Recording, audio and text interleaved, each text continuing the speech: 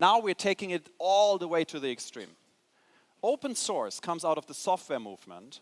And the idea of open source is I give you the blueprints to my software. I give you all the software.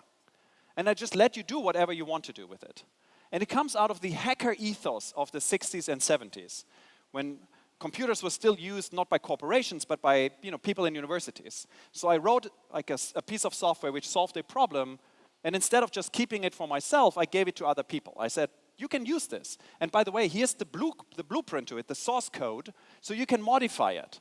And what happened is a community started to form, and a codex formed, where people said, if I'm doing this, and I find a problem, a bug in the software, I send it back to the original author so that everybody benefits from my findings. If I make an improvement, I'm sending it back to the original author so everybody can profit from it. This leads to a very vibrant ecosystem.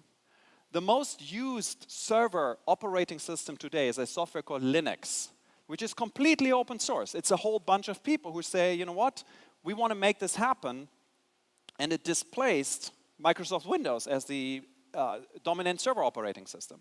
I want to give you a different example. This is interesting. WordPress. Anyone has heard of WordPress? A few people, right? So WordPress is what is called a content management system. So WordPress is a software you use to create beautiful looking websites. WordPress has a really interesting story. The backstory is this. In 2001, blogging became popular. So blogging is this people writing what they had for breakfast basically on like a website. So a bit like Twitter today, minus the US president, of course. So it became very popular for people to put this stuff on the internet. So a gentleman wrote a software called B2, which allowed him to write blogs. And then he was thinking about, hey, if it's useful for me, why don't I give it to the community and let other people work with this? So this is 2001, and a pretty vibrant community of people evolved around this, using his software, making some modifications, making it a little bit better. In 2003, the original author said, it's not my business, I don't care about this stuff all that much anymore, I just abandon it, I don't want to do this anymore. And these two guys, Matt Mullenweg and Mike Little, picked it up and said, because we have the blueprint, we can modify it, right? So 2003, they picked this up, and they create WordPress out of it. 2004, they relaunched the product as WordPress. Now, WordPress is a really interesting piece of software today. Again, the whole software is free to use. You can download the source code. You can make your own modifications. It's all there. In 2016, last year, WordPress powered 26% of the web. Every fourth website on this planet which you visit runs on WordPress. It is by far the most influential piece of software ever being written, likely. It also is huge. It's available in 56 languages, of which the original WordPress team produces one.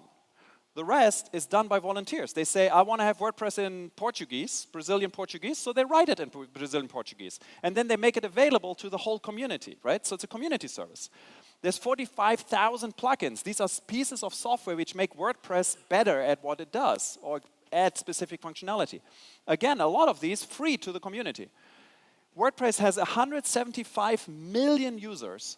Compare this with about 250 million users for the largest website in the world, which is Google. But Google achieves this goal with 70,000 employees. WordPress has 543 employees. It's tiny. But it's also good business. WordPress raised $190 million in equity funding. Now the question becomes, how does this actually work as a business model, right? It's interesting because you give your stuff away. How can you even run a business on this? Well, I can tell you it's easy. What they do is they sell you services. They say, here's the software, and take it and do whatever you want. But if you want to host this on our specialized servers, you pay us a little fee. If you want us to create some special version for you, you pay us a little fee. There's a similar business model with a company called Red Hat. They're distributing Linux, the operating system. Again, Linux is free. You can just download it. You can go to the Red Hat website and download Linux and install it for yourself.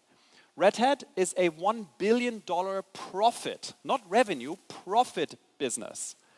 The reason why they make $1 billion in profit is because they found an interesting hack. They say, here's the software for free, but you pay us some money for the services. You pay us for the privilege that there's someone doing customer support for you. It's a really weird world. You can build really interesting businesses on top of open source.